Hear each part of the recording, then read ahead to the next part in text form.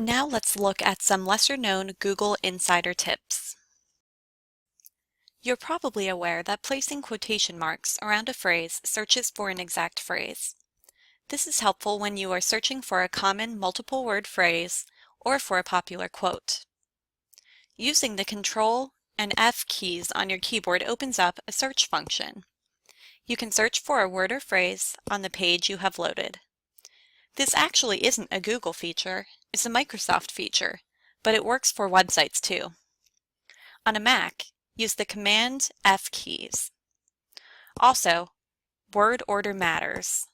The words at the beginning of your search carry more weight in a Google search than the words at the end, so place your most needed search terms first.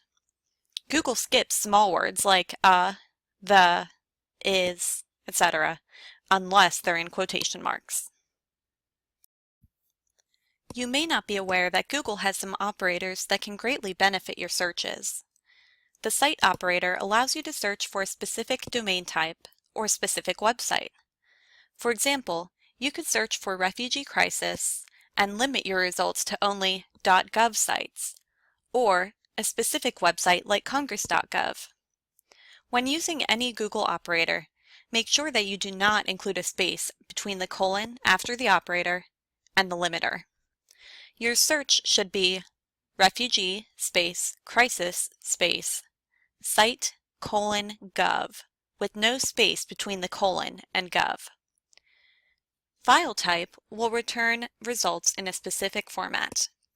You can search for PDFs, Excel sheets, PowerPoints, Word documents, and more.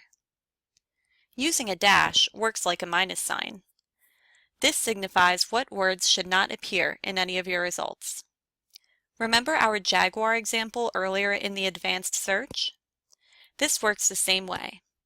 If I'm looking for information about a Jaguar animal, and I don't want any results about the car company Jaguar, then I would search for Jaguar, space, minus car, with no space between the minus and car.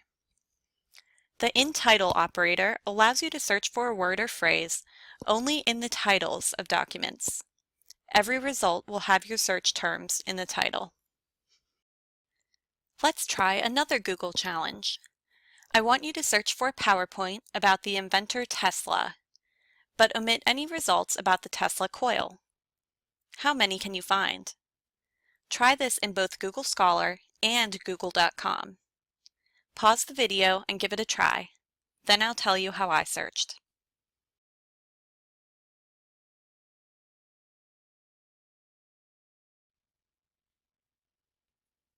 Okay, so here's how I searched.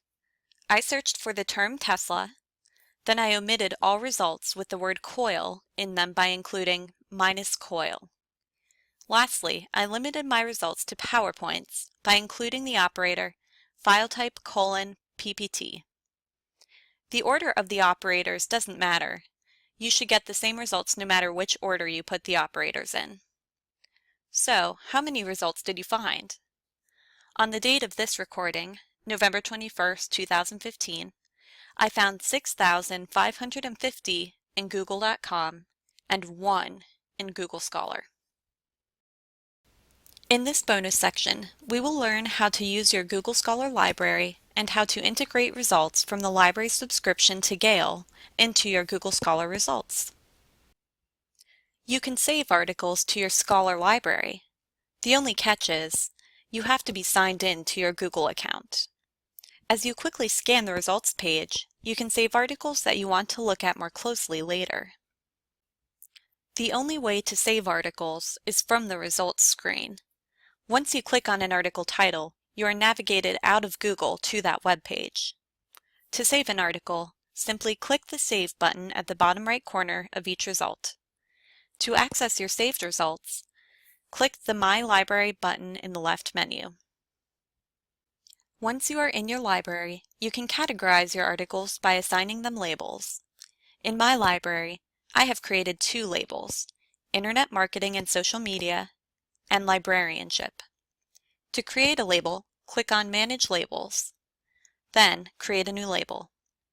To assign a label to an article, click on the title of the article, Then click the Labels button and add a label. Access articles assigned to a certain label by clicking on the label name from your library screen. If your computer or laptop is hooked up to the campus wireless, then you can include results from Gale databases provided by the library with your Google Scholar results. To do that, click the Settings button in the upper right corner of the Google Scholar home screen. Then click the Library Links button in the left menu. Conduct a search for Central Penn College.